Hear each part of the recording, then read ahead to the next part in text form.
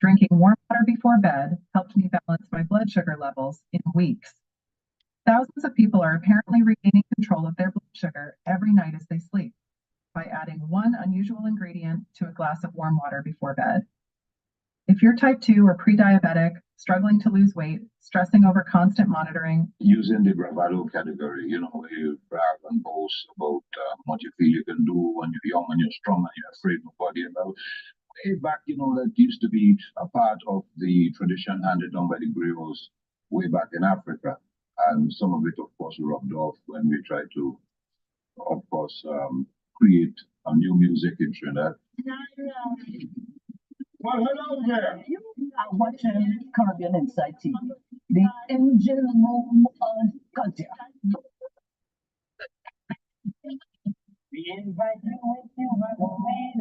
Welcome to CITV. I'm your host, Lady B.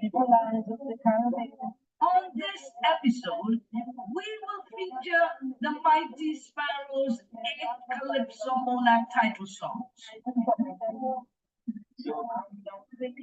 I am sure you. He is the renowned Calypso King of the world, Slinger Francisco, aka the Mighty Sparrow, who ruled the Calypso Empire of Trinidad with 8 monarch titles. Mambo, Rumba, Limbo, and the Shango. Born in Grenada, christened as an entertainer in Trinidad, he made his debut in Guyana when he traveled on a road show as an extra with some Calypso bands.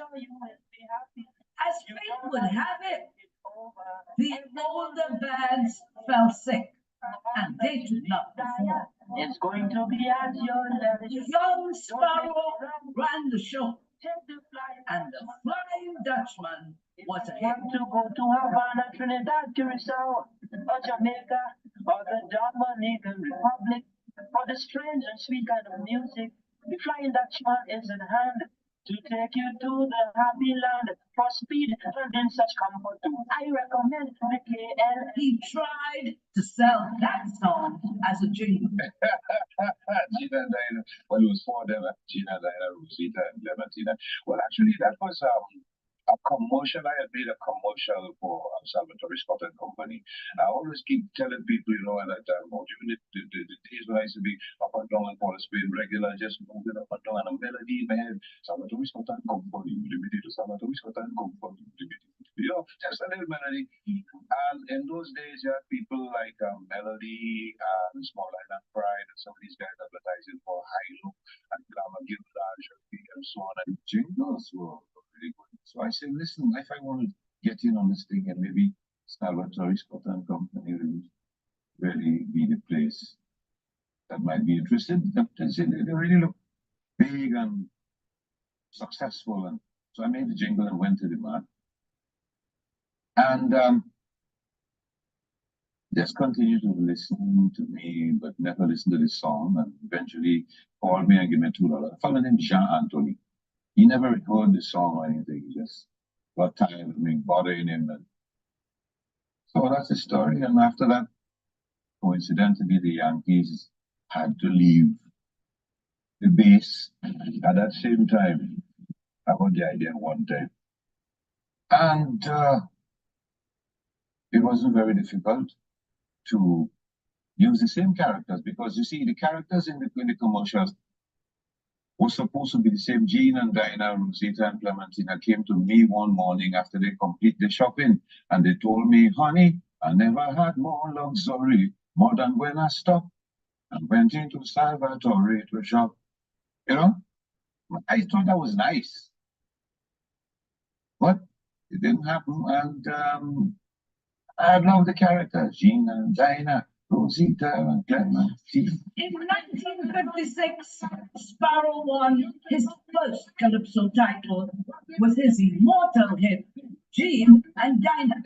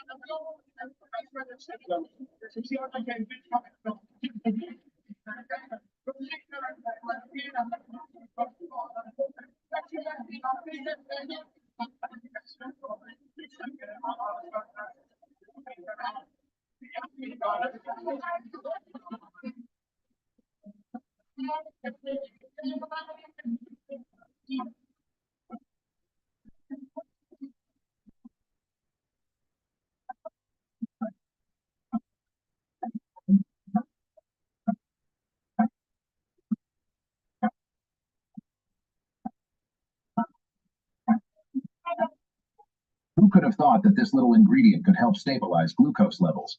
Most people continue to take blood sugar medication because they have been brainwashed by the medical establishment to believe it is the only way to control erratic sugar levels, even though recently published clinical studies are proving this belief to be entirely untrue.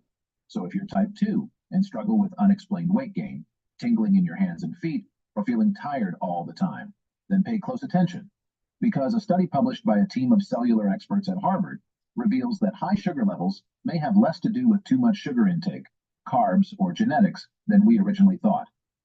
After using the most potent atomic microscope in the world, these researchers discovered that nearly all erratic sugar levels actually stem from one single root cause.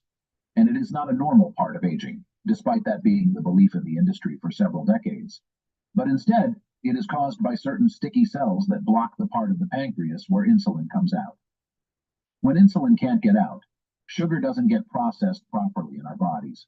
This leads to too much sugar in our blood, causing weight gain and often leading to type 2 diagnosis. Most importantly, they revealed a simple 10-second ritual that you can start using tonight, which is now clinically proven to restore sugar levels back to normal, regardless of age or current condition. It's been a remarkable breakthrough, with over 110,000 people of all ages already using this natural solution and can finally control their sugar levels, even when eating their favorite foods. I encourage you to stop what you're doing and tap the Watch Now button to watch a free video that shows exactly how this simple ritual can help you regain control over your sugar levels again. And remember, you won't need a doctor, follow special diets, or have to spend hundreds of dollars on meds, as this is something you can easily do from home. Just imagine no more dealing with expensive medications that never really help. And best of all, you'll finally be able to embrace a life free from the constant challenges of managing blood sugar levels. However, the billion-dollar pharma industry has already removed this special presentation from the internet twice before, in a desperate attempt to protect their profits. So it's uncertain how long the information will remain available this time. Tap the Watch Now button below before it's too late, and see exactly how to use this method at home.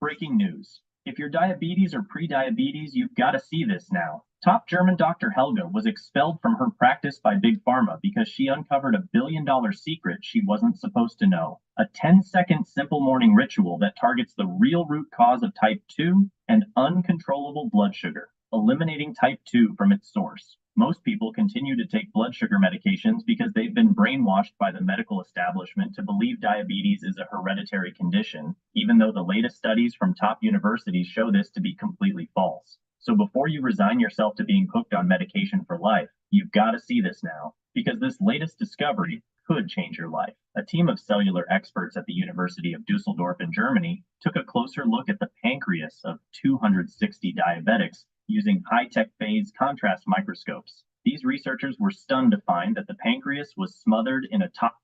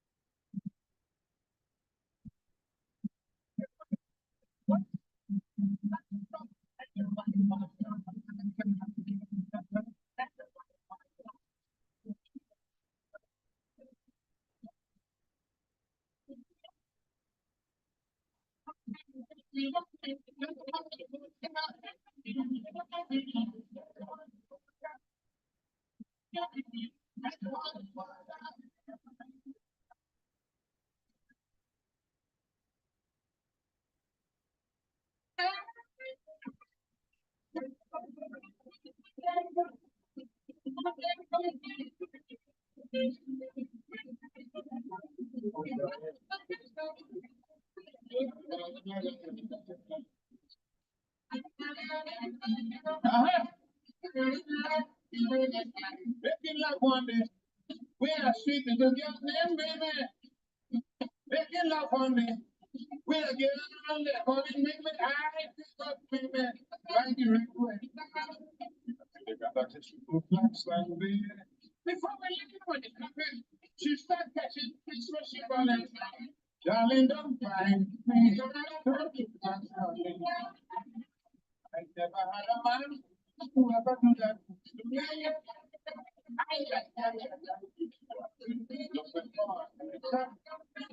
You're making me feel so sweet. You're making me feel so sweet. Somebody change the lyrics. All right, that's what we've done wrong.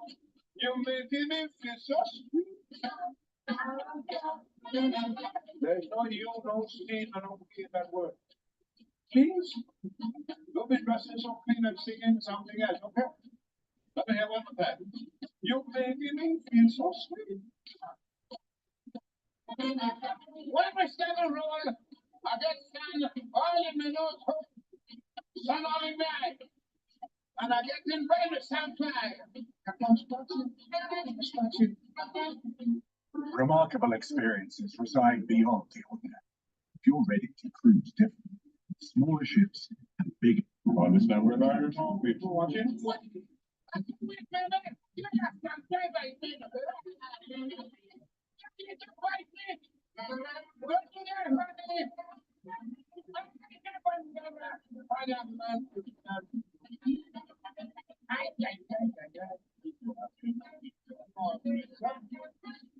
You may give it me so sweet.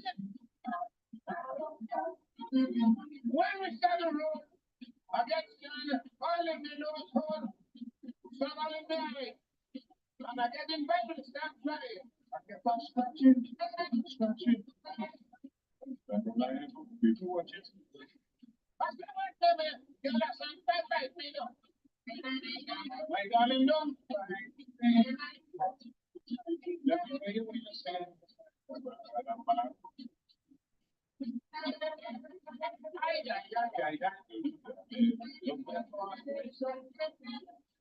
we give me peace. It's trouble now with me.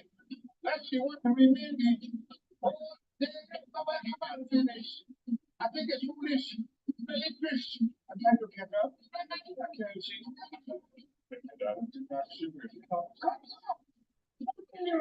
When there is something a man from the head. Sorry, I don't know. Which therapy am I doing? You know the man I have here at shape to do that.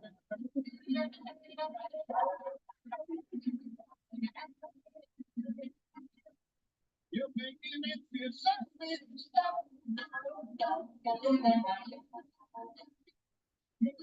The very people who taught me that if at first you don't succeed, try and try again, boy. You will succeed at last. Isn't that what I said? But they made one attempt at federating. It didn't work. Maybe it wasn't such a good idea, I don't know. But the fact of the matter is they made one attempt. Never tried again. Never gave a chance to see if, Trinidad could keep the oil and they could keep the bauxite and things. You want the oil? And Dr. William gave them a kind of fuzzy math according to George Bush. Fuzzy maths, 1 from 10. Federation, ladies and gentlemen.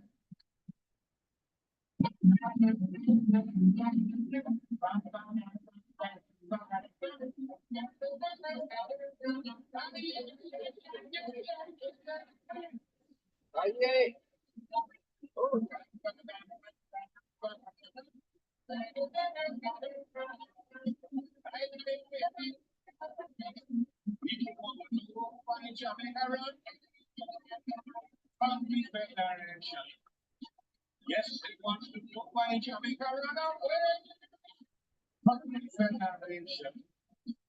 Jamaica have a right to speak your mind. That is my opinion. If you believe in democracy, you are bringing with me.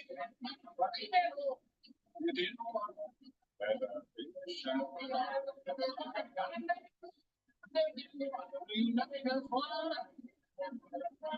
independence was at the door. Why did they speak before? You said no kind of say you up.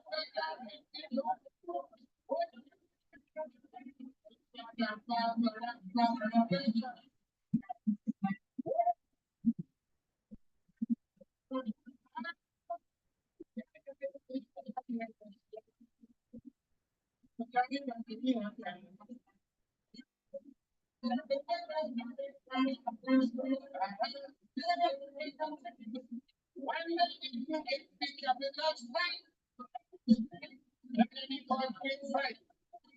When someone laid down and took up his force, the people let me go to them. We don't want to be just free. Trinidad, give me Captain Alpha. So the grumbling in the wind on the different for but you know.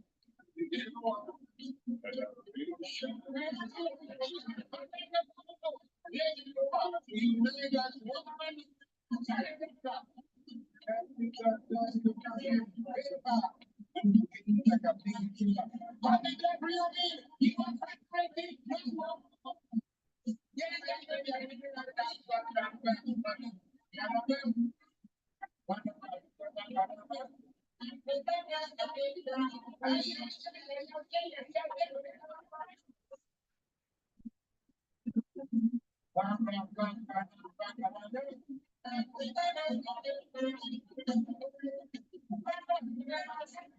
sorry, but no federation again. I think it's a big shame. I've said so much effort and energy. Supply a friend for it. Right now, we should be here.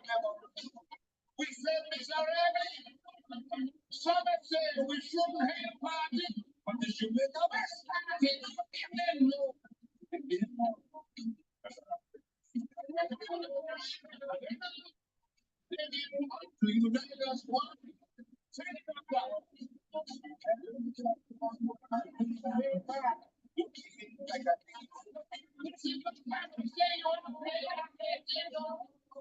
How you do?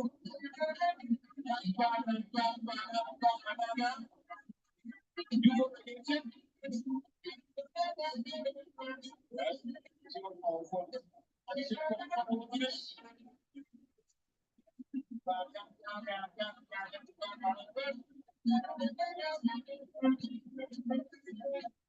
For any man with a swollen prostate, do not drink water.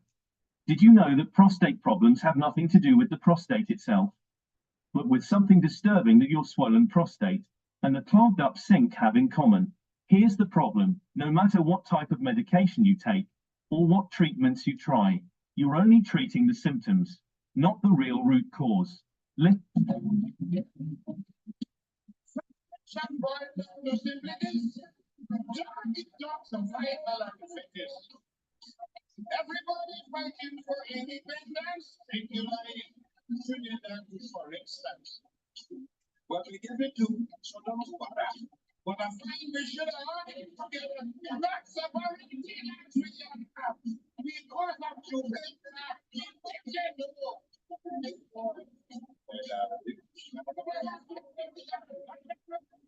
maybe we want to unite as one. Telling them that.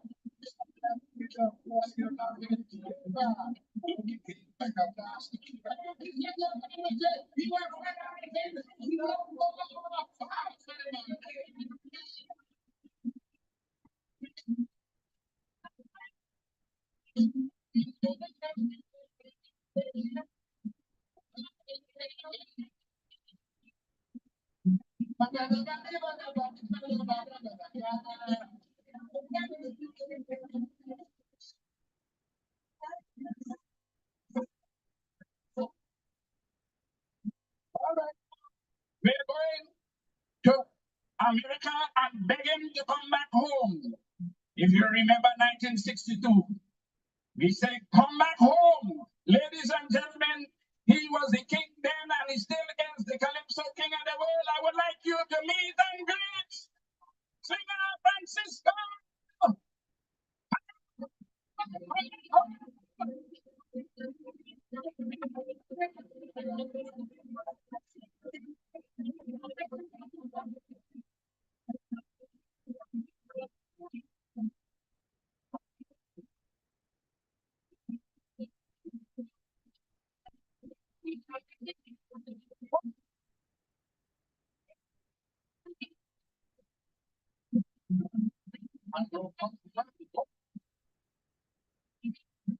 So actually, very, very bad. If we Trinidad, Trinidad gets a plane to the USA, just to get the way. But every day it is my ringing. So much of let us bring before I go in the hall. I get a hope I see call. Don't be for some you if you hear them.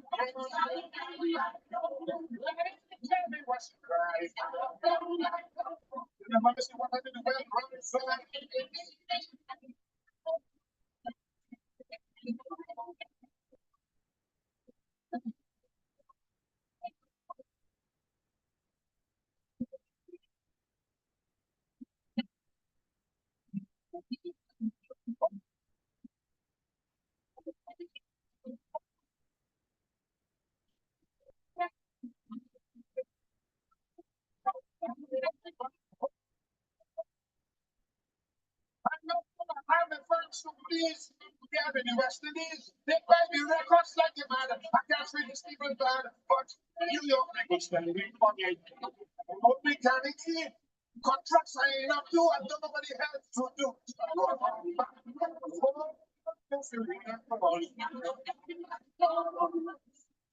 Oh, my friend tell me what's the crime. The mama said, what are you doing wrong side?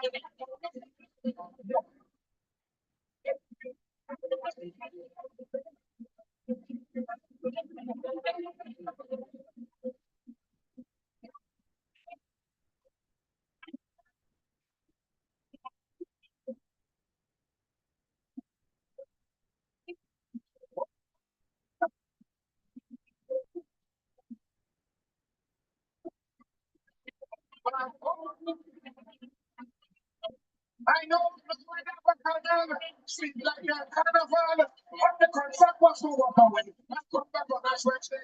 But I really didn't really box. When this thing was up, when I get there, I don't know much yet. I put that flag on a jet.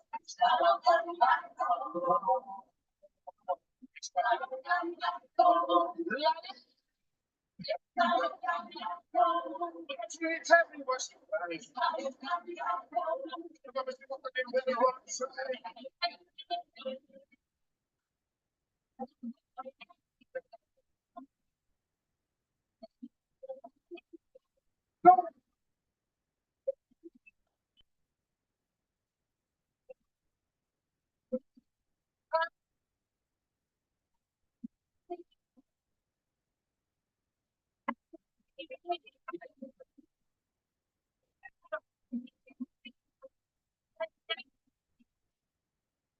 When you download the Kroger app, you have easy access to savings every day and get personalized coupons sent straight to your phone. Save big today when you download the Kroger app. Kroger, fresh for everyone.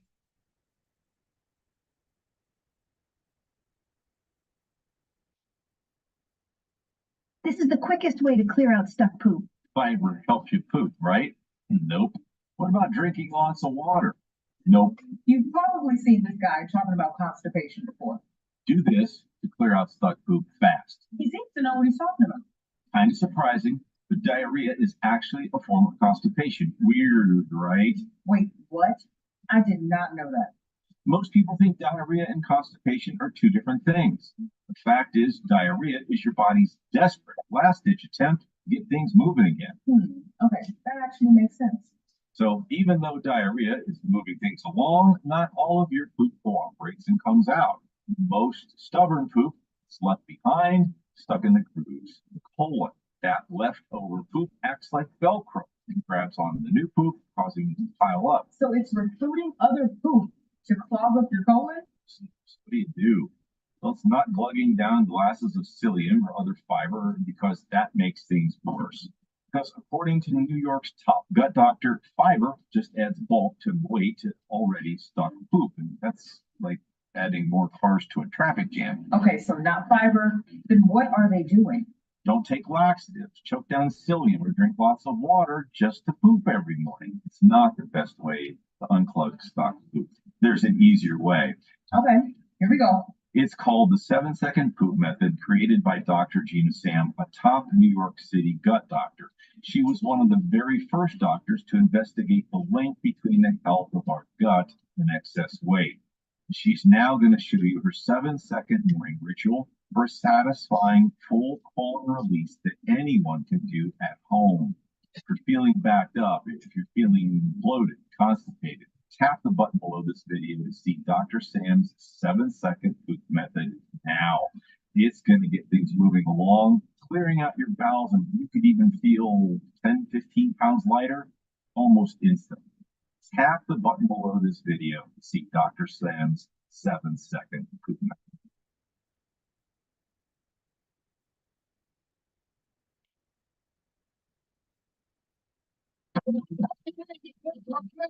Before friend come back again, he will bring it. I take it to a plane. Don't bring me the full of slave. It's not back that with me. I'm on my sin. Look at that. If you did that, you know. Look at me alone. Man, tell me the question.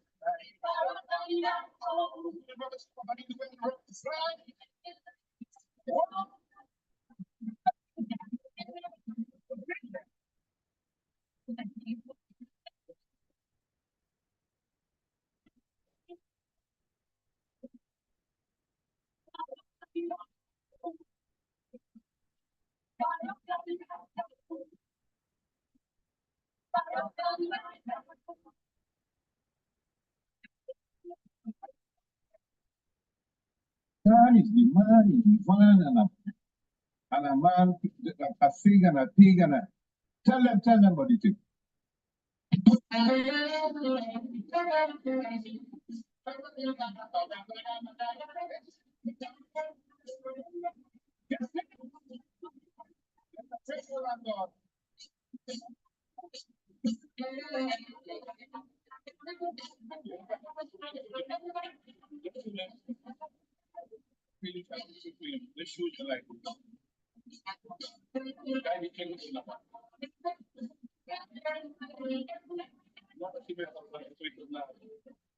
Well, according to the education you get when you're small,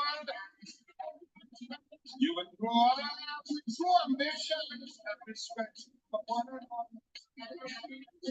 But in your you teach me teach me how to be a black man. Teach me. What did teach me? The teach me how to finish his work at hours. And then he said,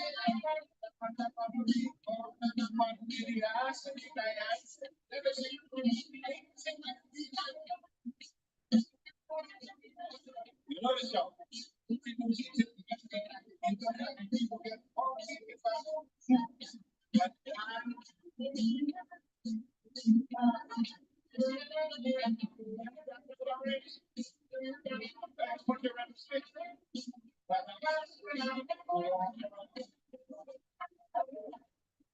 the poems and lessons they write and send from England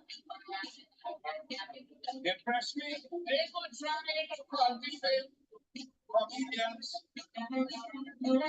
Comic books make no sense. You know this thing, it's just make all the sense. Yet, friends, what did the people say to ignorance? What is it?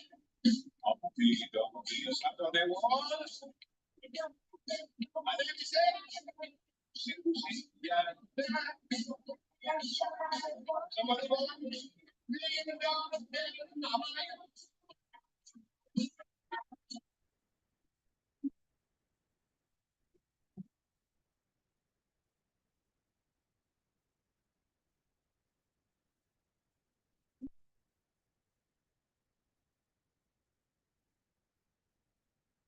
How do celebrities like Justin Bieber and The Rock generate hundreds of millions of dollars? It's actually not what you think. They make a special kind of money known as royalties. My name is Christian Mickelson, and I help everyday people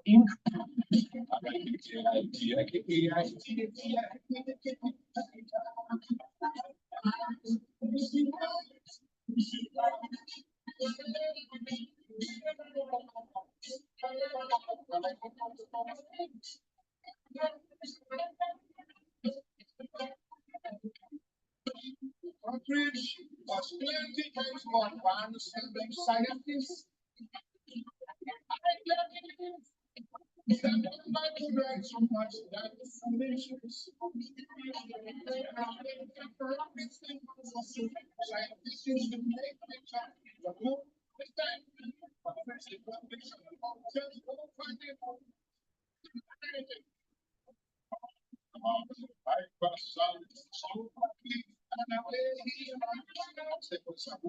To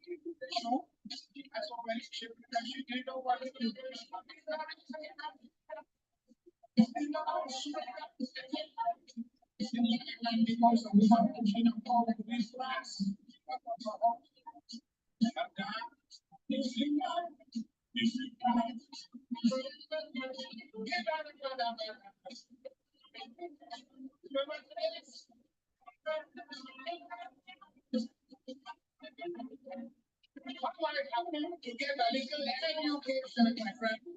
Men, all the things we, it's about your rabbit, and things you know. Something to keep me down indeed. The time the next couple of you see, we can don't see a lot of number here. Only having about the got to be doubles up on the teacher. Did you need what? It's like 25. See, can they have and the two standing down. Spider catching flag, or a flying wings, sitting in the sky. If you need a look at the school, you can get a friend. Or with that be a down. With that, is the man, is the one. That's it, see? Okay. It's all right.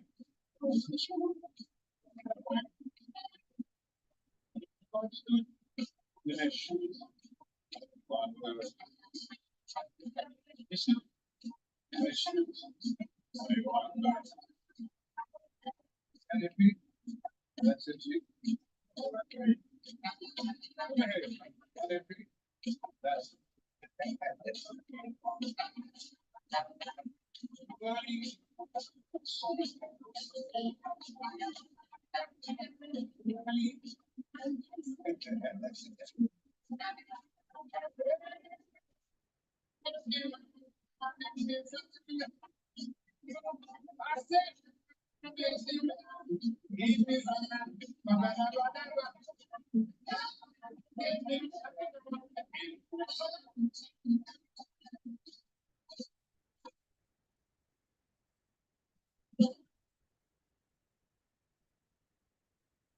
all right. You hear? All right, I hear you. I'm telling you, you should pattern that screen there, man. You can make a good motor go on.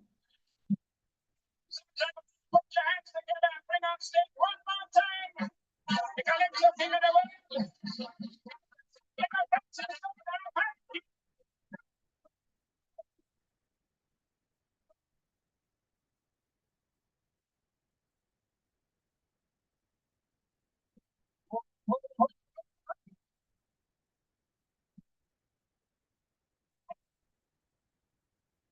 Confidence, Kennedy, Khrushchev, I mean nothing to me. Khrushchev only talking tough, but I will bet he will regret. Kennedy is a genius. Khrushchev made robbers, but he only talking tough. Finally, Kennedy called his bluff. I begin back them ships in the opposite direction. In the retaliation, we met an explosion. Stop them, sing them in the ocean. You name your first, if you're second, the ocean.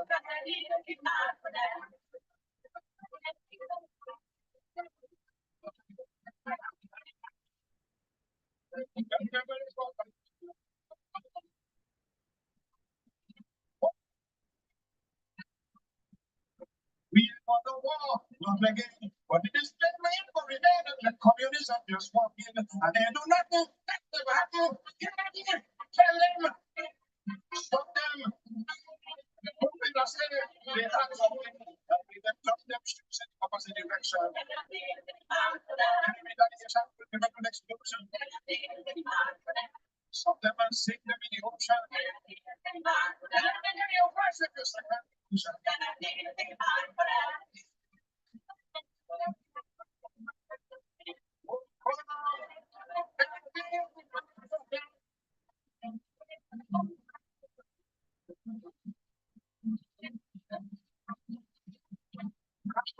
Remember, it's America, not Batista, so don't be too quick to fight. You're taking on to us on a big fight. Tell them, that's a problem. Okay, well, die for you.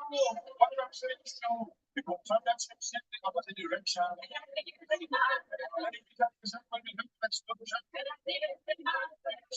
something that in the ocean. And if you take yourself when you look at an explosion, you're 5-6% in the ocean.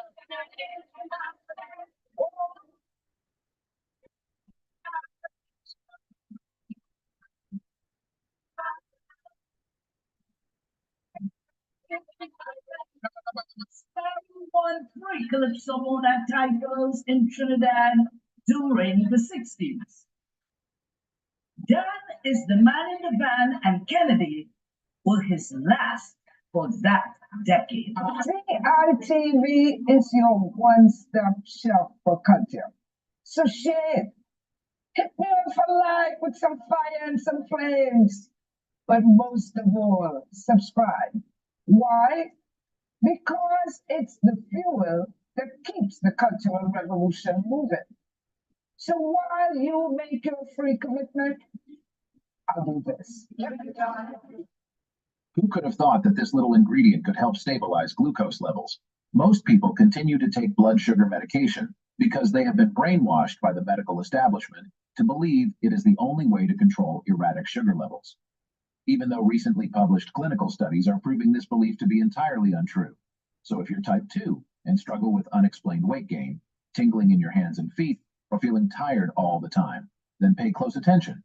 Because a study published by a team of cellular experts at Harvard reveals that high sugar levels may have less to do with too much sugar intake, carbs, or genetics than we originally thought. After using the most potent atomic microscope, that nearly all erratic sugar levels actually stem from one single root cause. And it is not a normal part of aging, despite that being the belief in the industry for several decades. But instead, it is caused by certain sticky cells that block the part of the pancreas where insulin comes out. When insulin can't get out, sugar doesn't get processed properly in our bodies. This leads to too much sugar in our blood, causing weight gain and often leading to they revealed a simple 10-second ritual that you can start using tonight, which is now clinically proven to restore sugar levels back to normal, regardless of age or current condition. It's been a remarkable breakthrough, with over 110,000 people of all ages already using this natural solution and can finally control their sugar levels, even when eating their favorite foods. I encourage you to stop what you're doing and tap the Watch Now button to watch a free video that shows exactly how this simple ritual can help you regain control over your sugar levels again. And remember, you won't need a doctor, follow special diets, or have to spend hundreds of dollars on meds, as this is something you can easily do from home. Just imagine no more dealing with expensive medications that never. Best of all, you'll finally be able to embrace a life free from the constant challenges of managing blood sugar levels. However, the billion-dollar pharma industry has already removed this special presentation from the internet twice before, in a desperate attempt to protect their profits. So it's uncertain how long the information will remain available this time. Tap the Watch Now button below before it's too late, and see exactly how to use this method at home.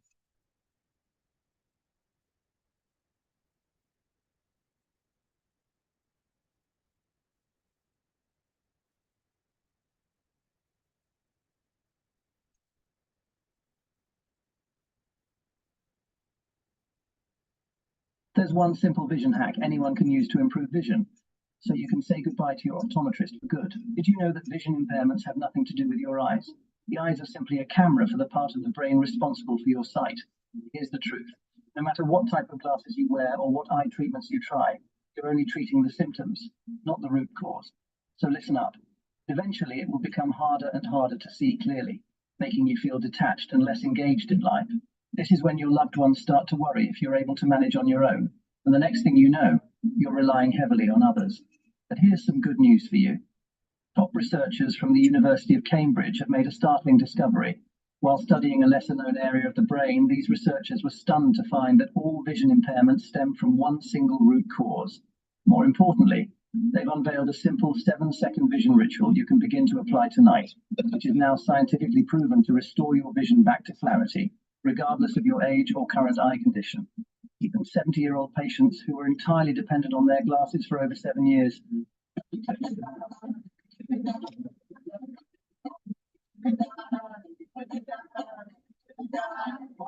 I'm Lord Krishna. And having a wonderful time here with the Caribbean Insight. I think it's a wonderful organization. And I hope you will do as I do. Keep listening to them. I'm Lady Gypsy, known in the Calypso world as the Dragon Lady. Hi, I'm Devon C, 2016 Calypso Monarch of Trinidad and Tobago, and you're watching Caribbean Insight TV, the number one stop in Calypso history and culture.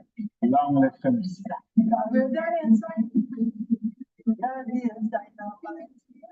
Caribbean Insight. Very super. Respect. Caribbean Insight. Enjoy day or night. Caribbean Insight. Caribbean Dynamite. Are we going to set into return after 19 years? I gathered here on to singing a song entitled Road. Red name, swing up Francisco, put your hands together and we start having the night.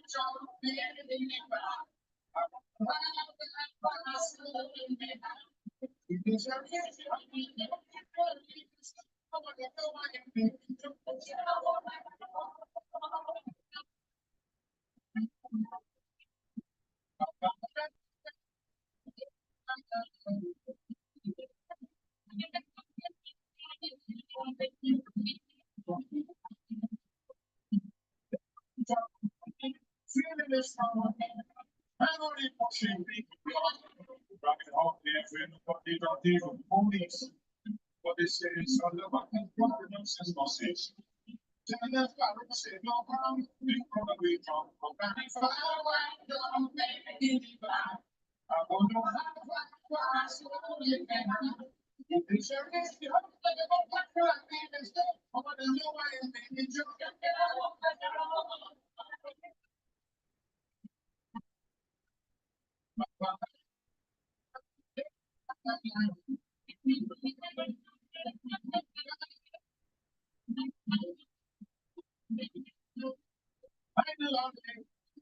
Don't want no way.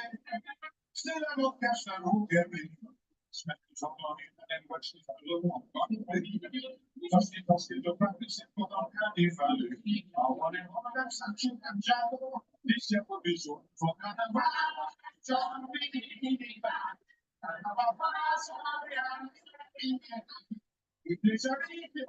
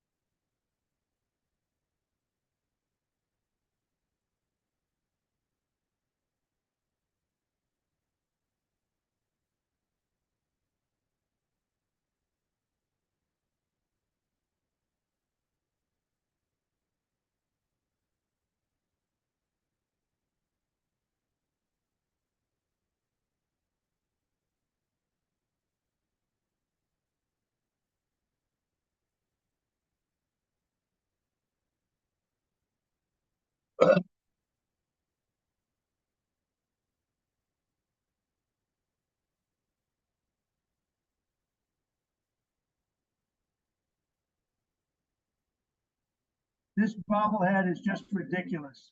And did you notice who it is? That's right, none other than the man who will make this country great once again. Tagline, I'll be back in 2024. But Jack Dale fancies himself some, I don't know, kind of genius. And so he believes that psychologically, if he gets now who against the teachers and against the students, don't fall for it. Do not fall for it. They're not doing that because they are enamored with sugar workers. They're doing it because it's politically expedient for them. You have to recall that this Bar Jack Dale closed the first Secretary of State, you know. So all I want the young girls to understand is that this is a game of attrition that the PPP intends to play on Guyanese, and they believe that they can wear Guyanese down because inherently they are contemptuous of Guyanese people. They do not believe that Guyanese have a right to stand up for themselves. They believe that Guyanese are like pawns that they can move about on their board of chess. And so it's not surprising that nobody has come out here to speak to teachers and they have chosen to dedicate their energy to be smarting teachers online and posting personal attacks on the head of the GTU and the general secretary. Because that is the heart of the people you see coming out here. And I want to call on every guy, every subscriber. Welcome to Guyanese News, where we discuss news about Guyana and the diaspora. Today we are going to address the controversial Marriott Hotel. Guyanese have some questions need to be answered after the Marriott Hotel was put up for sale by none other than Barack Chakdi. Then we are going to address the direction, which direction really APNU heading. I see like they're going around in circle. We have a video, exclusive video. If someone exposes APNU, you need to stay tuned and find out. And just when Guyanese is thinking we are going to get visa-free travel to America, there is a surprise concerning Guyana and America visa situation. This is the Guyanese News YouTube channel. Before we go further, make sure you smash the subscribe button, leave a thumbs up, leave a comment, so you will be a part of the discussion. Let's get into it this time. The controversial Marriott Hotel is up for sale, and that is raising a lot of eyebrows in Guyana. Normal Guyanese is question reality. What is going on in Guyana? Right now, there is seven companies interested in buying Marriott Hotel. Barajagde, our vice president, is stating that now is the exact time to sell Marriott Hotel. Like if Guyana short of money. Guyana getting billions of dollars in US for the island. We don't need to sell Marriott Hotel. But the excuse that the vice president made is that different hotel chain is going to come into Guyana setting up shop. So the Marriott Hotel might lose the value. So now is the right time to sell off Marriott Hotel and that prime location there. So leave your comment in the comment section. Tell Guyana if you feel the government of Guyana should sell Marriott Hotel or them should lease it or we should keep it and continue running it, seeing that Marriott employ 500 Guyanese and more. But according to the government, now is the right time to get rid of the Marriott Hotel. And the Marriott Hotel is a very controversial building in Guyana because the Guyanese people never really know who was the owners of these buildings.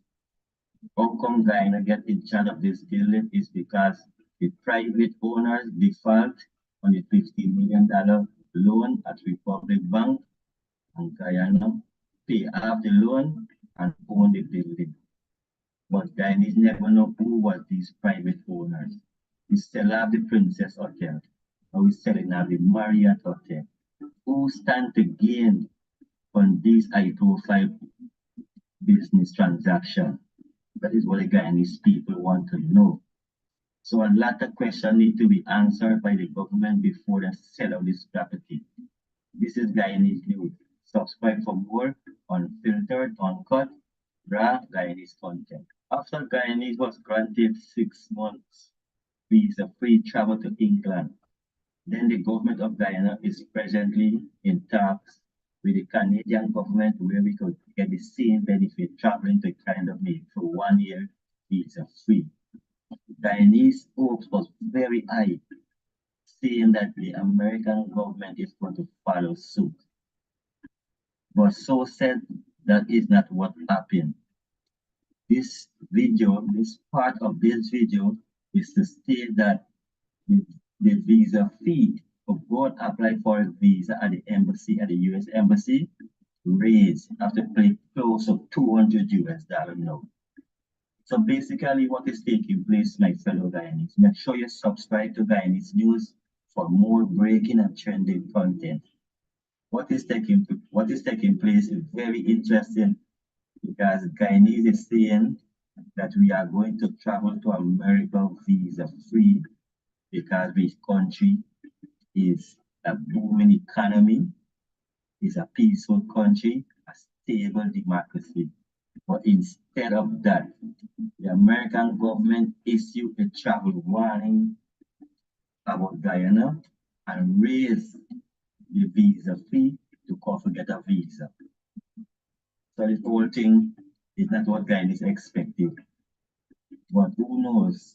Time will tell, right? So the visa fee raised at the embassy and a travel warning was issued to Americans who want to travel to Guyana. And Guyanese are thinking that they're going to travel to America without a visa. So you understand the whole paradox, my fellow Guyanese. This is Guyanese News. Make sure you subscribe, like, and share. Which foods kill the metabolism? Is it this or this? What about this? You might think this would take years to learn, but we're going to teach it to you in 60 seconds. Watch this. The afternoon, my wife's here. I want to show you something. You've probably seen this guy all over your feed claiming that cutting carbs isn't necessary for weight loss. One of the biggest fitness myths is when people say carbs make you fat. Carbs don't make you fat. I'm a big donut guy. No need for long hours on the treadmill either. If you think that I spend 3 hours in the gym every single day and all I do is regular steady state cardio all the time, you're wrong. I know it sounds too good to be true, but let me tell you, there's more to this than meets the eye. The science of weight loss was cracked a long time ago. It's not a trend, it's facts. Following all those like trendy fad diets, all those trendy workouts that you see online is literally a waste of time. There's already a proven research-backed way to lose weight and keep it off. I decided to delve into this topic and do some research. Turns out this guy is a celebrity trainer who's gained a massive following for challenging mainstream advice. He claims that what we've been told about weight loss is wrong, completely wrong. I've witnessed thousands of clients on B-Shred transform their lives and achieve their best shapes ever by dedicated, say, 20 minutes a day to 3 simple practices. And you know what? It makes a lot of sense when you listen to what he has to say. Cardio burns fat, right? No, cardio actually burns calories, usually in the form of carbs in the bloodstream that are then replaced with the very next meal that you do eat and stored as more fat. This is why even when you eat low-calorie foods or you run for an hour a day, you get softer, but you don't actually lose any weight. And this is one of the biggest reasons why most weight loss attempts fail within the first 3 weeks. The truth is that Hollywood's elite actors and actresses, they can get super ripped because they followed a long ignored technique that was used for generations of bodybuilders and athletes before steroids were even popular. So what's their approach? Well, they ruthlessly cut through the fluff because they have zero time to waste because their next film role is starting in just a few weeks. And so they can't waste time on the wrong program. Cut out carbs, sugar. It was just not sustainable. Boom, I gained it back so fast. This time I feel like I've done it the healthy way. I've lost 30 pounds. Just do it. Just do it. You won't regret it. You're going to see it too. You're going to be like, dang, I look good. For a while, I just completely cut out carbs, and I realized that was a mistake.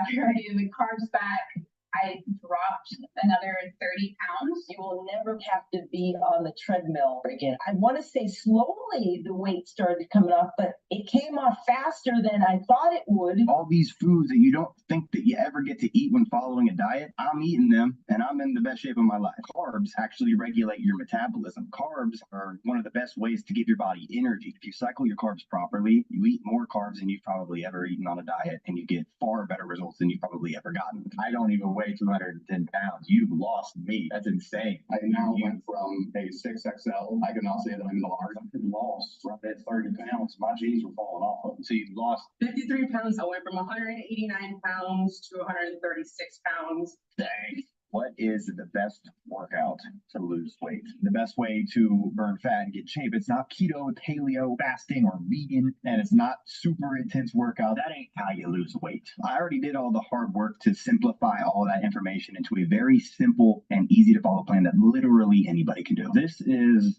our body type quiz. That's a free quiz. It's 6 different questions, legit 20 seconds. You can do it seriously. Yeah, you can do it right now. And then at the end of it, it tells you what your body type is. It also tells you the 3 most important things to do based on what your body type is. And it's completely free. Yeah, click the link if anybody's watching this, want to figure out your body type, and I'll show you how to get in shape. You can hit that link below and take the quiz. We won't ask for your email or anything like that. Click the link below this video right now.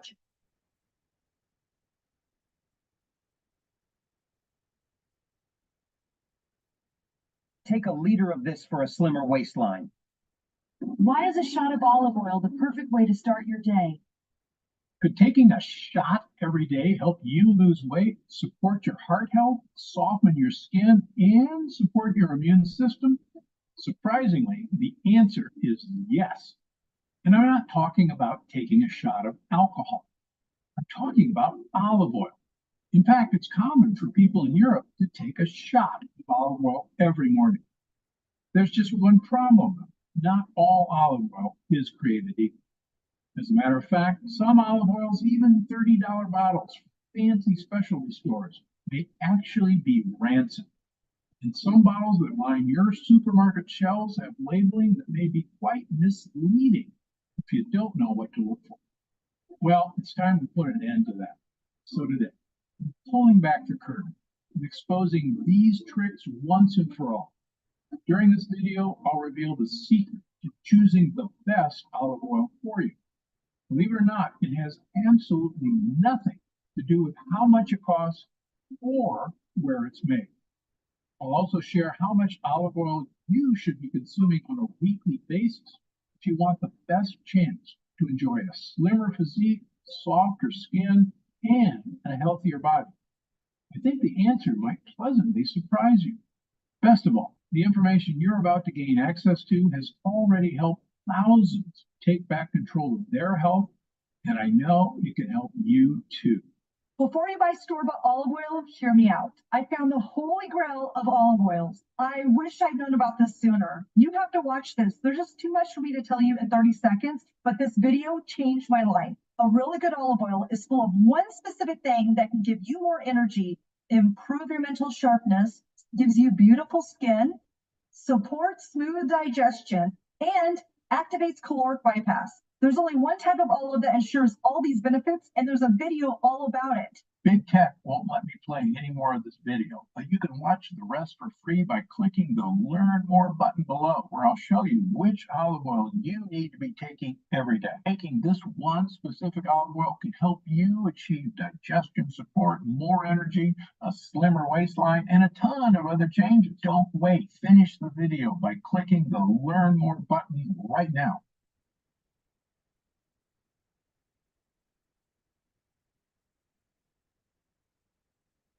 For more content like this, raw and unfiltered. APNU supporters is living in a delusional world. It seems like APNU political party have no direction. They're going wrong in circles, according to the latest report that is circulating around social media. People in China is saying that APNU is not coming up with anything new. Need some new ideas, some new venture, but APNU would strengthen the confidence with the people in the country, according to the report that is circulating. If you did not see the report, go on Village Voice website, you are going to see the exclusive report exposing APNU non-leadership and non-directional opposition party. If you scroll through Facebook, you shall see most prominent members of the PPP administration, the government of Guyana, is verified. Not one person on the APNU party is verified because they are not thinking out of the box. They're antiquated. They are going on in circles. APNU need intellectual person who could steer this political party in the right direction.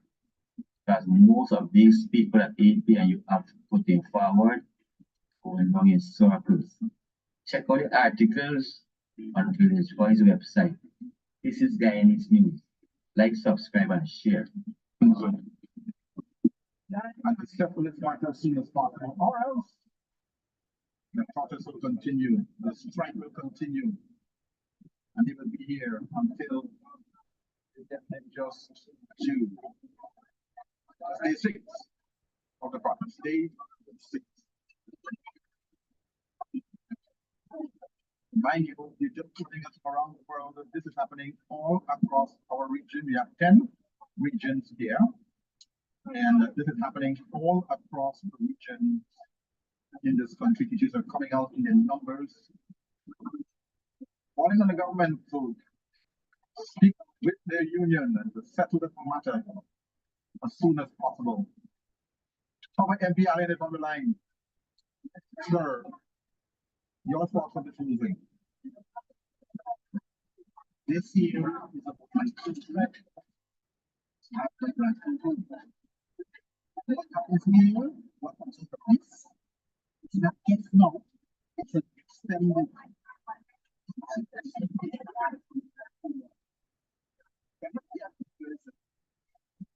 After things are concerned by the appeal, the unreasonable. The arrest was unreasonable, but it was unreasonable. It is disrespectful.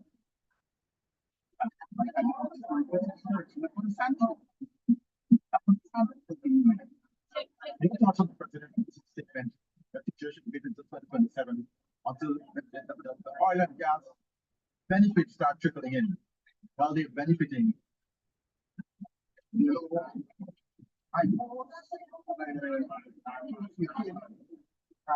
Minister of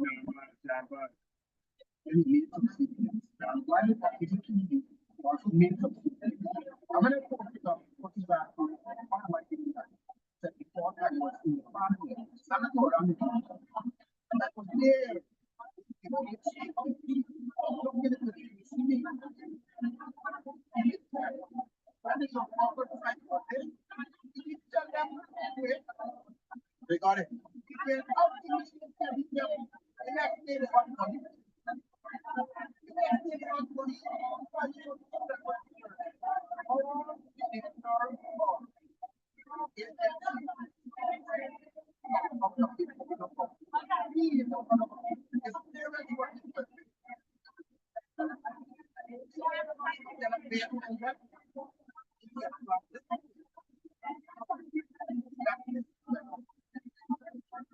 Sir, disrespectful, disrespectful policy.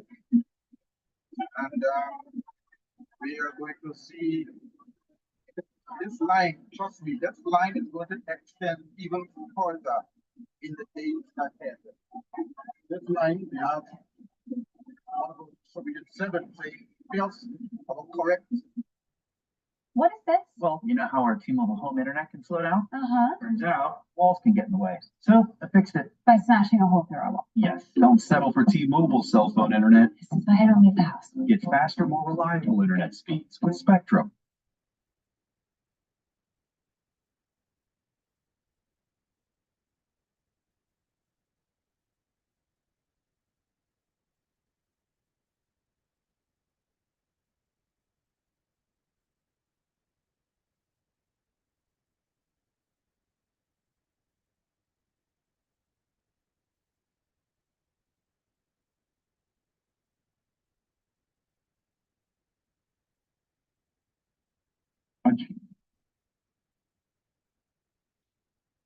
Last week, I dealt extensively with some issues surrounding the teachers' strike. And I pointed out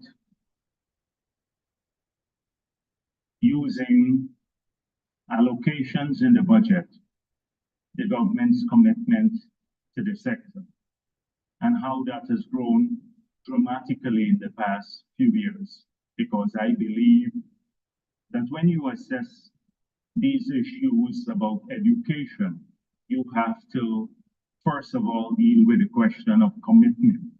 And commitment has to be reflected in allocations to the sector.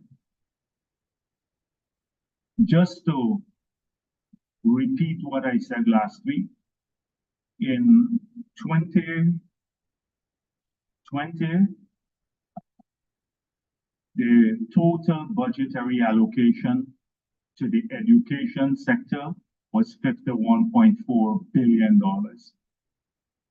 In 2024, it's $135 billion. That represents an $83.5 billion increase from 2020 to 2024. $83.5 billion more in this year the sector is getting than it was getting in 2020. In percentage terms, that's 162% increase in the years that this government has been in office. From 2020 to now, we've seen 162% increase in the allocation to the sector. So we're spending more on almost every single area, from training of teachers, massive sums going into training, to building up the infrastructure, better classrooms. We're building also new schools. In region 1 alone, we're spending now about $5 billion on 3 schools, which is more than the entire capital allocation for the 5 years that APNU was in office for the region, not only for that sector. We are just spending on 3 schools nearly $5 billion that will transform the lives of the children in these areas. And that's only in region 1. To give you an example of the massive investments that are taking place. Here in Georgetown, you see new schools all across the country. We have the allocation to upgrade classrooms and build new facilities for this sector. Outside of the salary benefits for teachers, we've dedicated large sums of money to address non-salary benefits. And these are in the budget, and you can see them. On wages and salaries itself, in the education sector, how much was it in 2020? It was $24.4 billion. In 2023, that's the end 2023, because we have not given the salary increase for this year as yet, it grew to $39.4 billion. So that's a $15 billion increase from 24.4 to 39.4 billion dollars on wages and salaries for teachers. That's a 61.4% increase in allocation for wages and salaries for teachers. Now you would see the across the board figure is lower than that. And why is this so?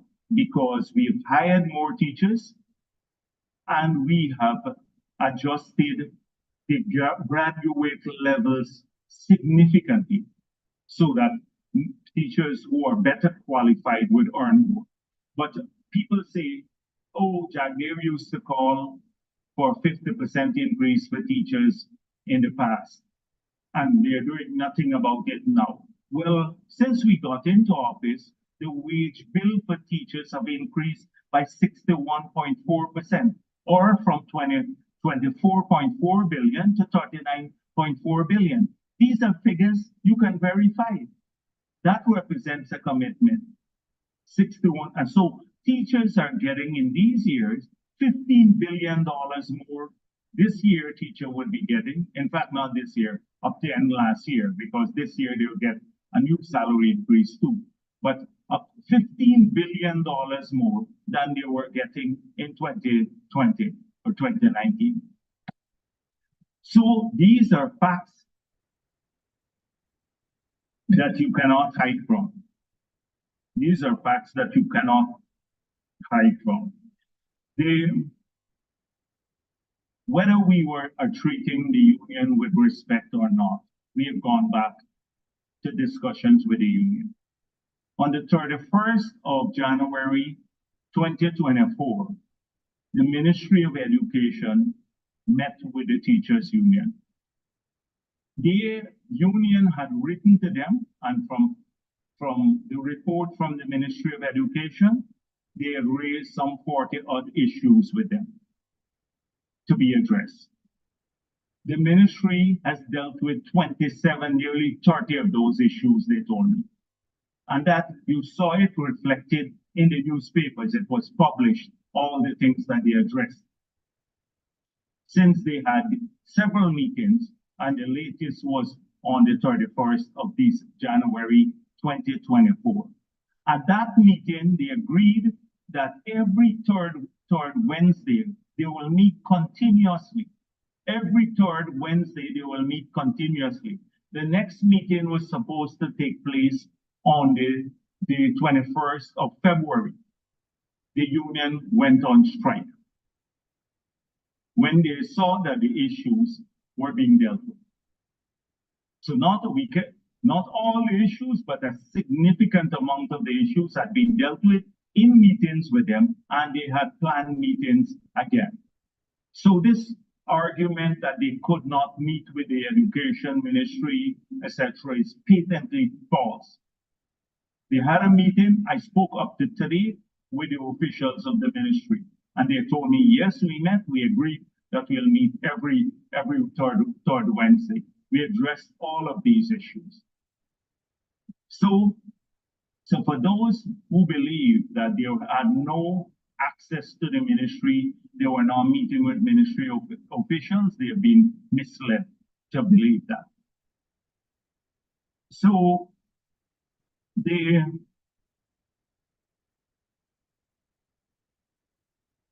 Kaichur News and a few others, I saw Starbuck in one editorial, pointed out to my position when we were in opposition.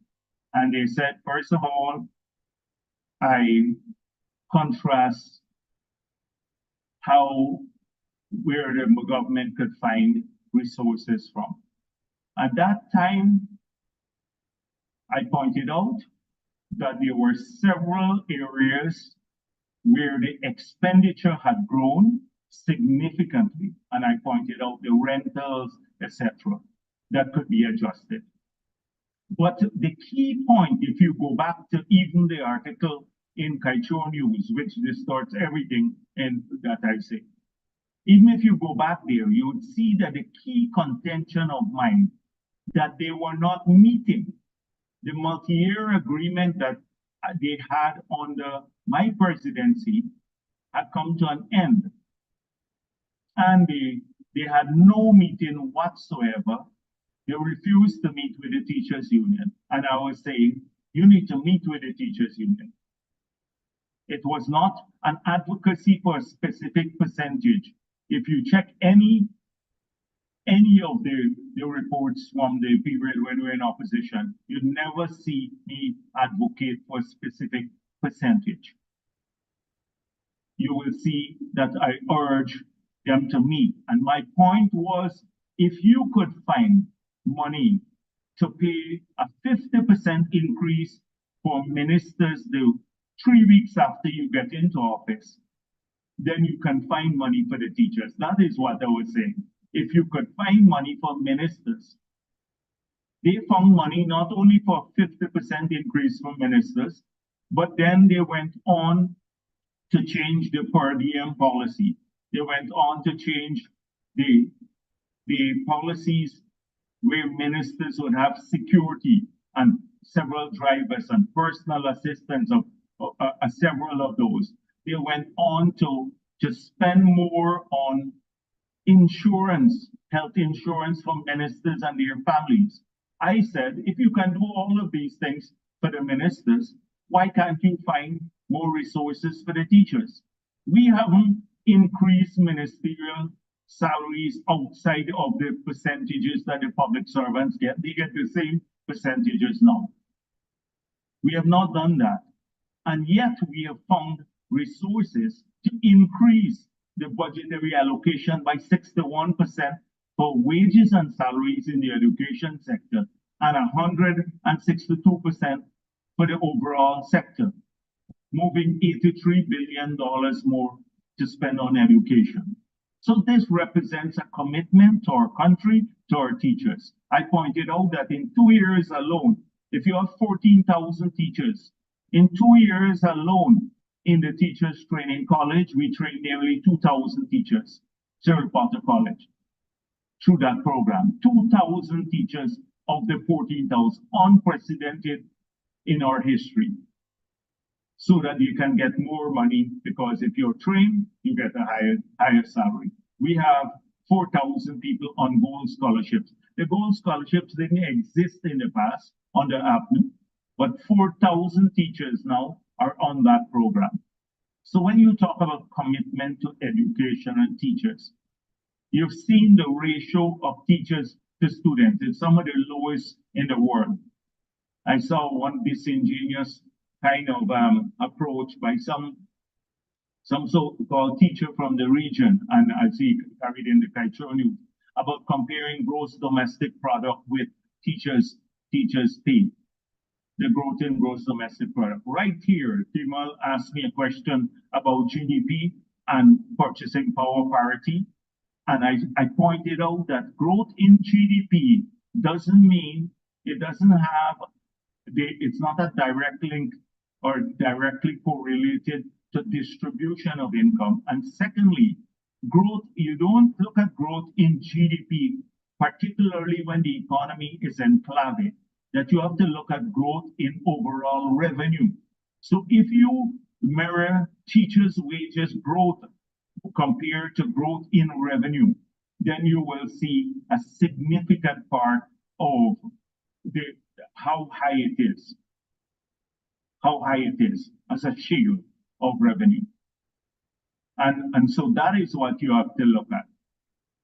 And so we have been, there were meetings with the union. The union was treated differently than in the past. And we are spending money to improve our overall health education sector. But one thing we cannot do is to look only at education. Teachers and others have to benefit from hundreds of other things in this country. Better healthcare will impact teachers too. And that's why I pointed out that the investments right across this country, where the 12 hospitals are right across the new hospitals, that within 2 years' time will produce modern healthcare. Don't you think the teachers and our children will benefit from that?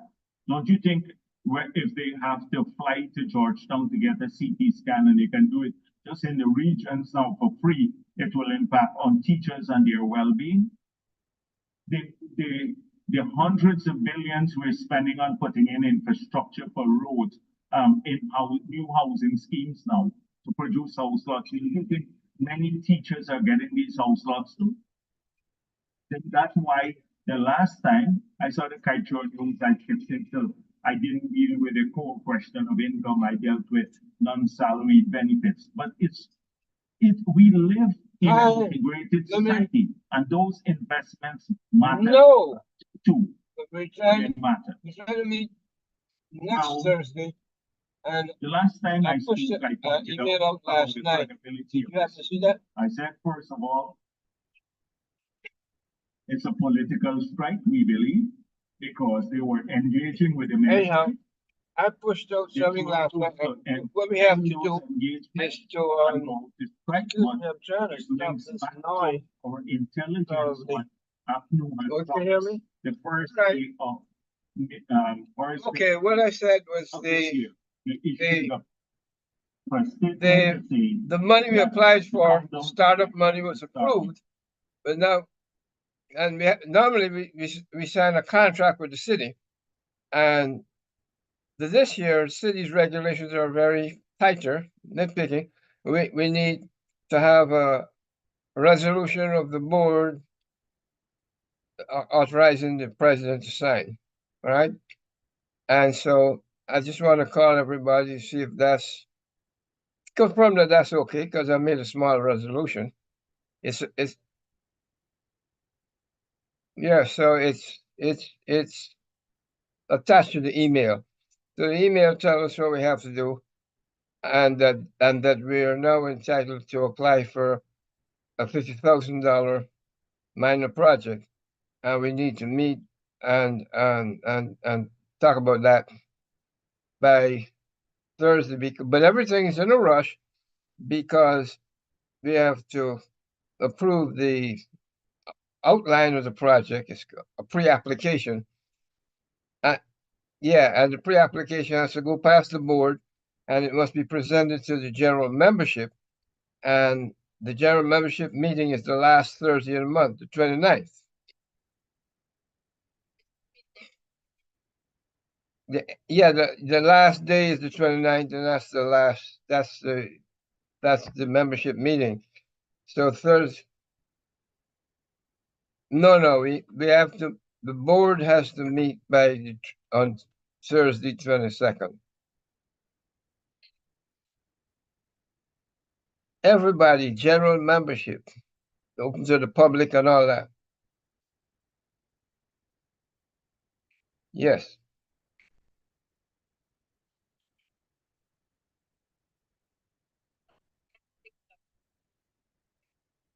I'm doing everything.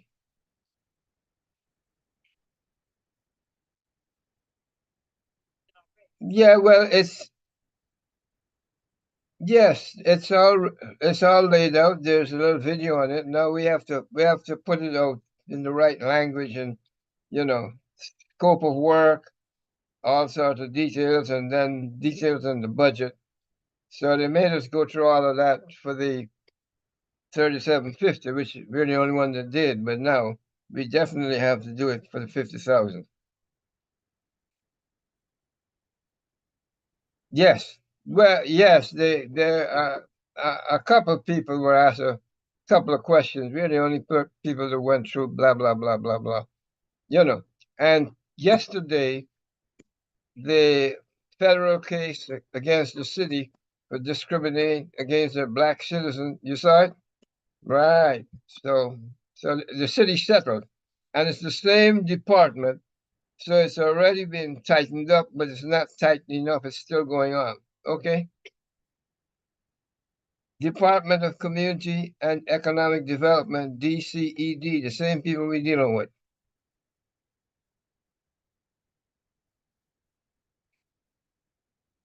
Well, they got it pretty good yesterday, yeah. But big. Mm-hmm. Yeah. Mm-hmm. Right. Right. 183 million. Yeah.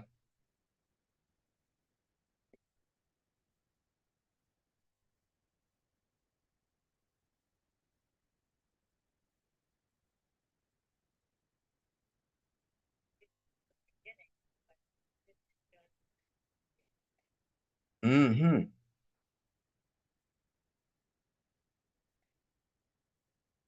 Yeah.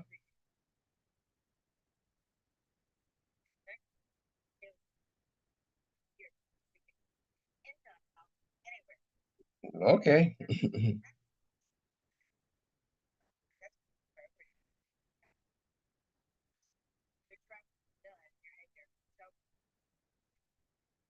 Yeah, and then we have we refined what's your Zoom. We can do Zoom meetings and you know. Yeah.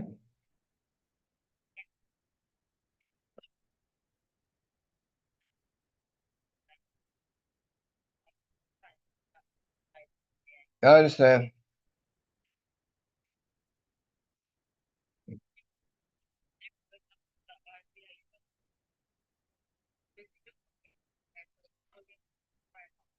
Okay.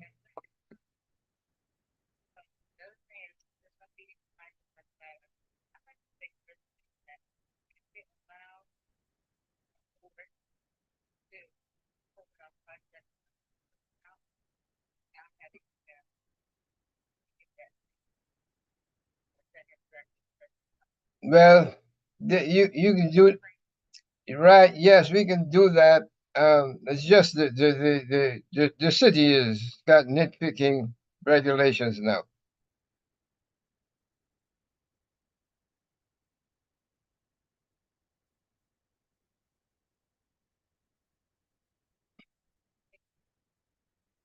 Yeah. Right. Right. Well,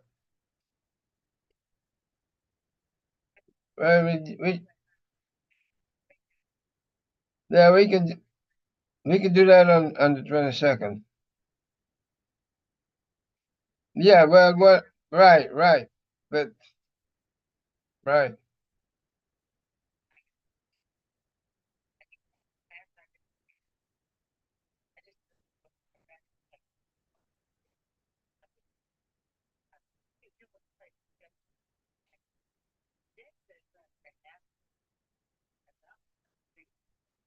Oh, are you talking about the fairground?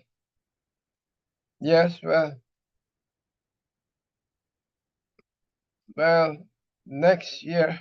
But actually, according to the paperwork, we could apply for a major project now, but we are not organized, set up, and we don't have the capacity. And major projects are competitive, you know.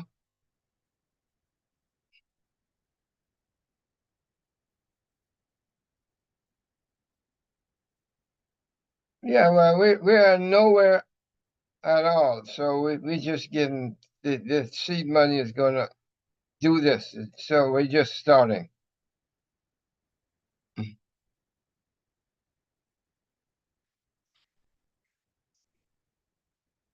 Hmm.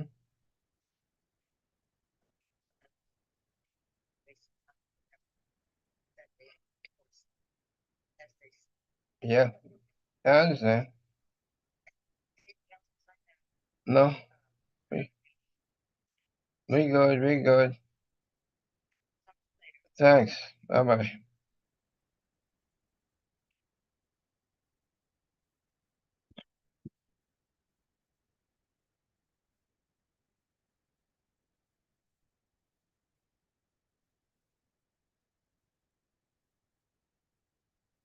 and they were urging a number of politically aligned people in unions to come out and start with industrial action first to create unease in the country that they can benefit from. APNU can't mobilize a crowd on its own. We've demonstrated that over and over again. They cannot mobilize people on their own. They have no credibility. They couldn't even do it around the period when they tried to steal the elections. People didn't bother with them. So how do they get people to support them is by expressing crocodile tears or symbolic sympathy with the sections of the working class. The teachers union and others, they're urging other unions to come out so that when there is an industrial action, they go underground as has been demonstrated, the fossils weigh in. First of all, the Lincoln Lewis would come out, they rolled him out, and then the Hamilton Green and the Christopher Rams and the Gary Best, they roll in and start going to the picket lines and expressing sympathy, and the APNU people start posting. It's an old playbook. It's an old playbook. I've dealt with this for many, many years. Many, many years. When smarter people than this current bunch were heading the PNC. There were much smarter people in the past who were heading the PNC, and we dealt with this. And even when Mr. Hoyt could bring 5,000 people on the street by just going on the television, he had to deal with all of this. And so we see the old playbook, and the characters have not changed. The Lincoln Lewises and the Christopher Ram, they haven't changed much. The same old characters here. Again, playbook, old playbook. So we've seen that, we know this also. So they're not interested in engagement. It's political.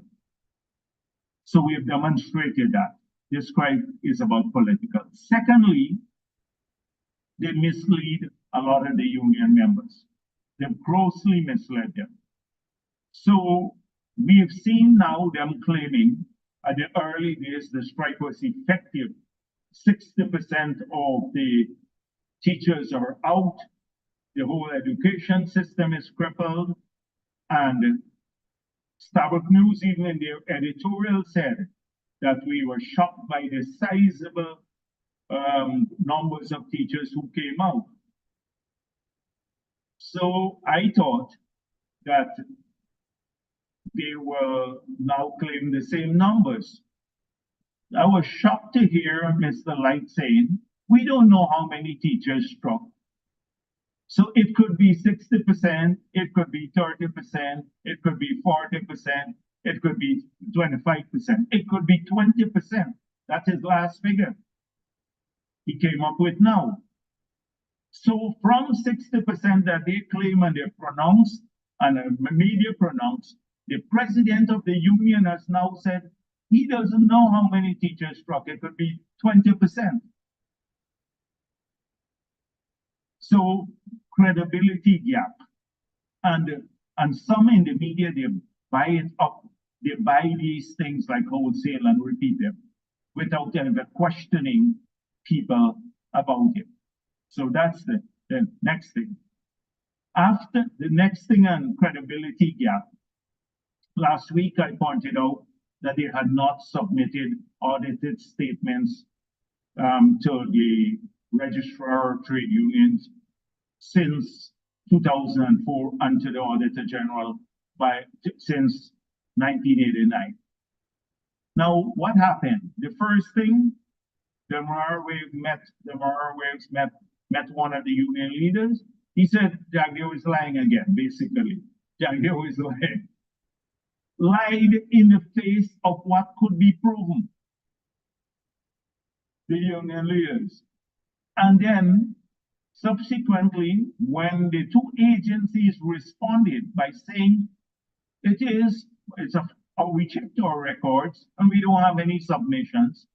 Now they're saying, making the claim that they have audited statements. They have audited statements, but we don't know who the auditors are, and we don't know why they don't submit these statements if they have them. And then we've seen the Auditor General come out and say, how come you have audited statements? I am in charge of auditing trade unions. You haven't submitted anything to me. Another huge credibility gap. So we are lurching from one set of misinformation about numbers striking. You see the confusion, not just confusion, but the lies they told. Now the credibility gap that they have in terms of what they claim about accountability and audited reports. The third area, and this is a significant issue, because they have to account for nearly $2 billion collected in this period without anybody knowing how this money was spent. Because if you don't produce financial statements, nobody knows how you spend the money. So they still have to account for $2 billion of dues that they received, and then they did not account for. The third issue, they told the strikers, another credibility gap. So we demonstrated 2 cases of major lying with credibility gaps, was about the deductions, the payment for strike.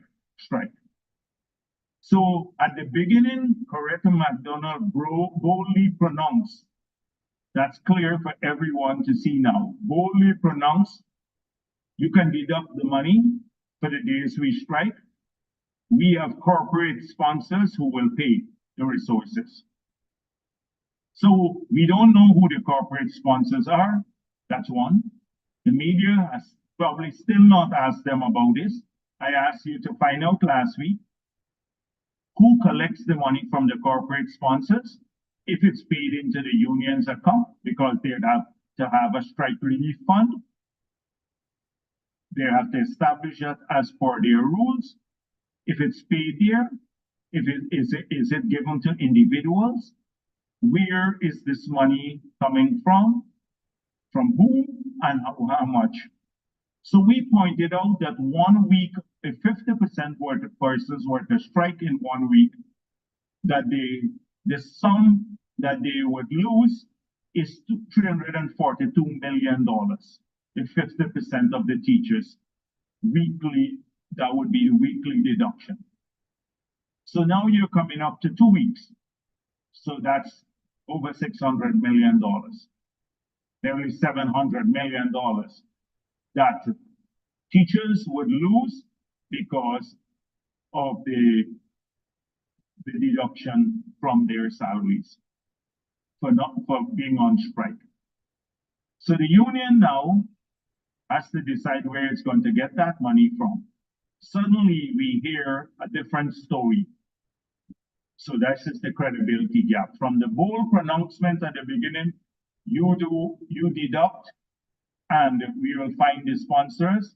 So they knew that if you take industrial action, because it's established trade union practice that industrial action, when you take industrial action, there's a deduction. Now they've gone to court now to say that we cannot deduct. And they're using, can they get some water for me, please? Yeah, they're using a different method. So they're claiming, I don't know, it's all false. But this, I'm just going to go through. There are cases already that went through the court system all the way to the Privy Council, the Judicial Committee of the Privy Council, which is the final court in the region in CARICOM, except in ours. Like most countries use that as the final court, except those who have the CCJ as part of their appellate jurisdiction. And this matter is being determined. and they upheld. There is a case in Sykes versus the Minister of National Security in Jamaica. And the Privy Council upheld the principle, no work, no pay in industrial situation. They upheld that. They know this. They know that the case has been ventilated in the court system and there is a ruling. Yet they continue to mislead the teachers that somehow they will defend them by getting the weed or something like that. He loses all his cases, most of his cases in any case. So to get him to file this. And from the bold assertion, and they knew that the deductions will take place. Now, the government is acting vindictively because it wants to deduct money. So they knew the deduction would have taken place because there is a principle in industrial action that no work, no pay, and that is upheld by the highest court. They have now gone to ask the court to force the government to be their agent once more, to deduct from the workers the dues, the payments that they're not accounting for. So that matter has went to the court too, and the ruling is quite clear. Justice Chang pointed out that in his ruling, and it went to the appeal court too, Chang pointed out that the government not collecting, the government is acting as your agent. If the government refuses to act as your agent to collect the dues, it doesn't mean the dues are not collectible. You can collect the dues yourself. And they themselves boldly said, we're going to use what MMC or something, we'll use MMC to collect our dues, forget the government. Now they've gone to court to say the government is treating us badly, etc. Look at this. It's a series of things to mislead the workers of this country. Contradictions, unbelievable levels of contradictions, and they're not held to account. So somehow we're the bad ones because we pointed out that they're not accountable. We're the bad ones now. It is true that the government maybe should take serious action against them. But you know what the serious action will be? You know what the law says? De-recognition. Are we prepared to de-recognize the union? Then they will say, we're busting unions now. That is why last week I said we didn't want to go that route. Because if you go and de-recognize them, they'll say, we hate the teachers union and we hate teachers. They'll make it about the teachers. This has nothing to do with the teachers. Because we want the teachers to have better working conditions, and that is why we're making all of this investment. This has to do with an unaccountable union. But what if people say, I see a lot of people saying, oh, we are failing in our responsibilities to enforce the rules. But the enforcement of the rules will mean the recognition of the union. They can't, they'll just be struck off the books. And we were not prepared to go that route. So the country should decide, should the government enforce the rules for this unaccountable behavior, because the rule book is clear. The rule book is clear. The laws of the country are clear. Strike off the union. So the shifting. Christopher Ram writes, oh, the government is treating GAU specially, and they're treating the union, this union, differently because GAU is sympathetic to us. GAU has had audited accounts up to 2021, audited by the Auditor General. And they already have their 2022 submission in. 2022 submission, Christopher Ram wrote something about GAU. GAU should just take legal action against him. Because instead of dealing with the unaccountability of the trade union, this union in particular, he suddenly shifts it. Like last week, I was asked about the sugar workers instead of dealing with this. the teachers union and their unaccountable behavior. They just shift it to win sympathy out there. You know, oh, this government is biased. Now, maybe Indo-Guyanese, they treated them differently. They shifted. So this is important. Now, I've had a chance to look at the rule book, and it's very interesting when coming to this press conference again, because, and you know, now we're getting to look at these things in greater detail, because in the past we probably were busy doing other things. So it's interesting what the findings are. The findings are that you could go to jail. Rule 33 of their rule book says members of the executive of the union could be imprisoned for 3 months for failing to supply this information. Rule 26 provides for strike relief and how much money the executive of the union has to determine the sum of money that they would pay a strike relief. But what is interesting, and I hope that they consider it, is Rule 3. Rule 3 says membership. So you have membership of the union shall be open to all teachers who are engaged in the form of employment referred to in Rule 218. So you have seven categories. A, active membership. B, student teachers membership. C, associate membership. So under C, something interesting pop up. Teachers who leave the classroom to serve as members of parliament, such membership to expire at the end of the individual's term of office as a member of parliament. So teachers who leave the classroom to serve as MPs fall under associate membership. Now, McDonald is paid as a teacher. She herself said publicly when she lied that she is not receiving payment from Parliament. She said, I'm only being paid as a teacher. I'm a teacher, I'm being paid as a teacher. I don't receive anything from Parliament. She receives teacher's salary as well as the parliamentarian salary. So she is, for the provision of this here, she's a teacher who's left the classroom and served as a member of parliament. But in B, or point 2 under associate membership, it says associate members shall have the right to vote, but shall not be eligible to hold the office of president or general secretary.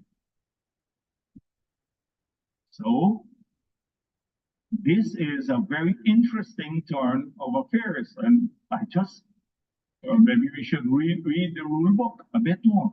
Coretta McDonald's being the general secretary, I think from 2006.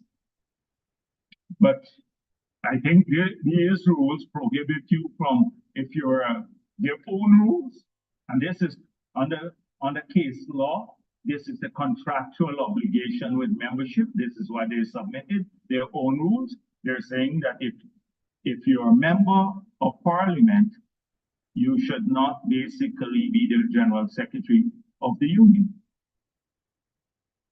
So I'm turning this over to the media. I don't know how many would follow up because sometimes they don't care too much about these things. This is just inconvenient. Just focus on government. The commitment, the Sabbath News editorial, Okre Manichan is responsible for everything under the sun. Bad results, everything. Madia, if rain falls too hard, the president and Priya Manichan, the president is undermining everything in the country, shouldn't meet with teachers. The president meets with lots of people. You heard about they had an engagement with the ministry, a parallel engagement. Their commitment to meet continuously. The president met with teachers as citizens of the country. He listened to them. It wasn't a negotiation there. He was just listening to them, as a result of which there were some adjustments. And what was confirmed there is that people almost most teachers want to be paid for more qualification. Because if they put in an effort, then they want to be remunerated. And we took that into consideration. That's why the adjustments were made more at those levels. So these editorial, everything else, we don't get the credit for all the changes in the sector. No, so never mind those schools were built in Region 1 on the avenue. Oh, it's great. So how come the president and Prime Minister don't get credit for the $5 billion we're spending on 3 schools built in Region 1? They only take heat for everything that goes wrong in the sector. How come they don't get credit for that? How come they don't get credit for the 4,000 teachers who are on the GOLD program? How come they don't get credit for the 2,000 teachers who graduated in the last 2 years from Surrey-Porter College? They don't get credit for that. Oh, they take the heat for everything else under the sun. And guess who are the stars in this? The most unaccountable bunch of people, the union leaders who have a huge credibility gap. They don't get questioned robustly. They have a credibility gap. I just demonstrated this. They've lied consistently to the people of this country and to the union members and to the teachers. And many of them are political. You just look at the strike and who is showing up for the strike itself. So I think we're going to be working, continue to work to improve the lives of teachers, the public servants, the farmers, the bauxite workers, everybody in this country, the miners. They all have, as Guyanese citizens, they all have a legitimate right to prosper and to get support from the government. They have, and it's that balancing of interests that is important. Some people believe that every cent must be spent on one sector and nothing else. We've moved away from that a long time. We have a master plan for this country that will see everyone improve, including teachers. And you've seen it demonstrated here and in every sector. So we will stick with that. I believe, given the allocations to this sector has been treated fairly compared to how I've been treated it, because we have laid out our vision for the sector. And therefore, we'll continue. I want to continue to urge the teachers to pay attention to this. This is a free country, and people have a constitutional right, constitutional freedom to withdraw labor. But don't be misled. If you withdraw labor, you can't be paid for those years, not because of this big bad government. For those days you are now working. If people think about the converse, if you can strike and receive pay for the days you strike. If I were working, I'd strike every day in the year, 365 days. I wouldn't go to work. I just lie down in bed and read a book, and I'm on strike. I just do that every day of the year. It's nonsensical. Common sense would tell you that. But some people don't act with common sense. I have here all of the court rulings on these matters, the ones that I spoke of. So it's easy for the media to follow up if they're interested in this, to see that the case that they filed and asking for these conservatory orders, they can't succeed before any judge because they've been determined already. their precedents, rulings by, in this case, final courts. So they're just done to create another false sense to the workers to keep them out on strike all the time. I hope that the media will look at this. I want to transition into, maybe I should deal with this. So I've been looking at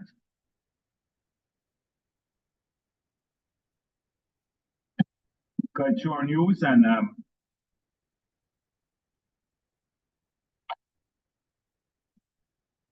the distortion that takes place every week. So, but I've come to expect that. So this, I thought I think I said it before, but I just need to reinforce it. This has stopped being a newspaper, and it's a propaganda arm of an individual, an unhinged individual who is political. So most likely a political party. So it is a party organ, like how we have the Mirror and the PNC has New Nation. I don't know if they still do New Nation, but it might be still there. The Kaichur News is the official arm of a political party. So when they're right there, you got to expect that they would have no integrity in their writing and their articles.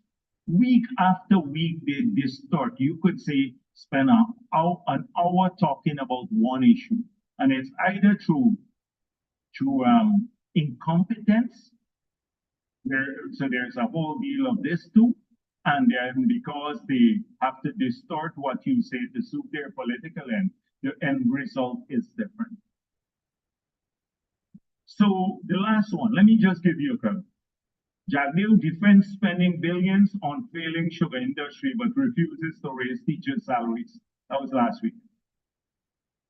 So I think it was Dennis who asked me about this collective bargaining. And I spoke about the sugar workers, how many were laid off by APNU. And I didn't see this sense of outrage. And secondly, I spoke about the wages and salaries of the remaining sugar workers.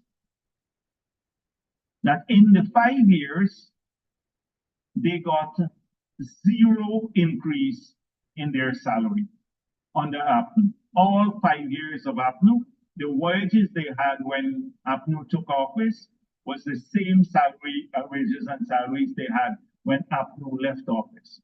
And these are thousands of people. Where was this civil society? Where was Kaichur News and Stabrook News crying out about the plight of these sugar workers?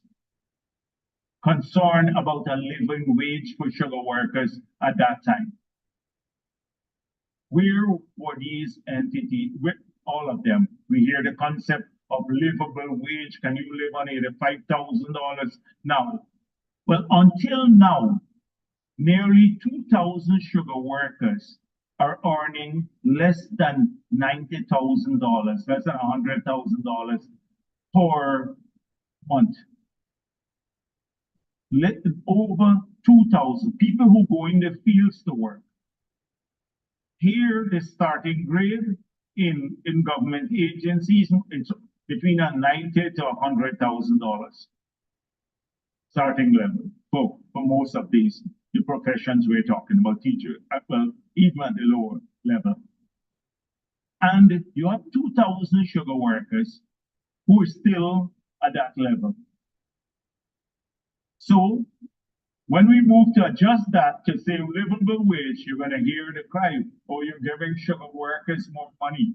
If the concept is livable wage, it should be livable for everyone.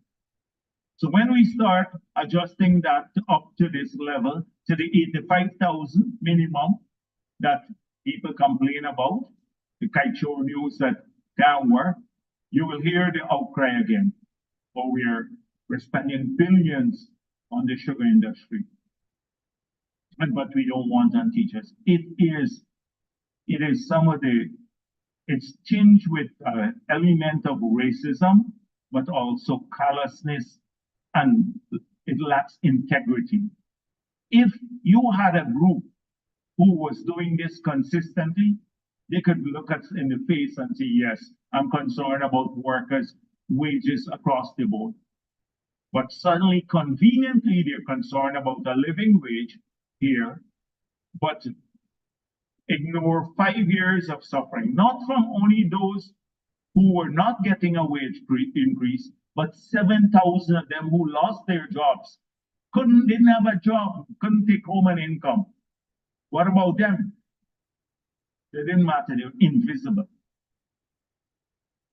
And so this is the credibility gap. Kaichor and others, like at the headline like this, no will last week, but refuses to raise teacher salaries. I've just pointed out that last week I defended the government's position by allocating more to the sector. You've seen it in numbers. Kaichor News Zone, some of them can't understand numbers in here. It's hard to sell to them. But how can you fight with a number? Compare it with any period in our history. Any period in our history when you've had to this sector alone, education sector, 85 billion, 162% increase in the education budget in a period of under 4 years. 106